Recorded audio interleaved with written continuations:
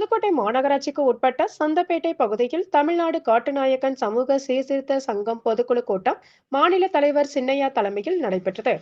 இந்நிகழ்வில் மாநில சங்க உயர்மட்ட குழு தலைவர் பரமசிவம், மாநில செயற்குழு உறுப்பினர், மாவட்ட செயலாளர் பழனிசாமி உள்ளிட்டோர் கலந்து கொண்டனர்.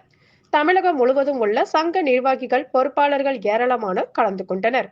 மேலும் 2025ஆம் ஆண்டு சமுதாய மக்களுக்கு சிறப்பான முறையில் சேவைகள் செய்தவர்களுக்கு நினைவு பரிசு வழங்கி பாராட்டப்பட்டது. கல்வி மற்றும் வேலை வாய்ப்பில் தமிழக அரசு 5%, மத்திய அரசு 10% உயர்த்தி வழங்க வேண்டும். தமிழகம் முழுவதும் உள்ள அனைத்து மாவட்டத்தில் வாழும் மக்கள் குறித்து சாதி வாரியான கணக்கெடுப்பு, முக்கியமாக காட்டுநாயக்கன் சாதிகளில் கணக்கெடுப்பு நடத்த வேண்டும்.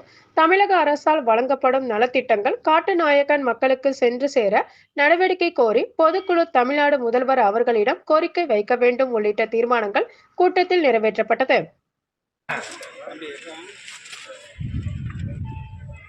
கொஞ்சம் தலையை கம்மிங்க கீழே. மகிழ்ச்சியா தற்பொழுது மாநில தலைவரும் புதுக்கோட்டையை சேர்ந்த சின்னையா அவர்களுக்கு 24ஆம் ஆண்டு நினைவு பரிசு வழங்கப்படுகிறது.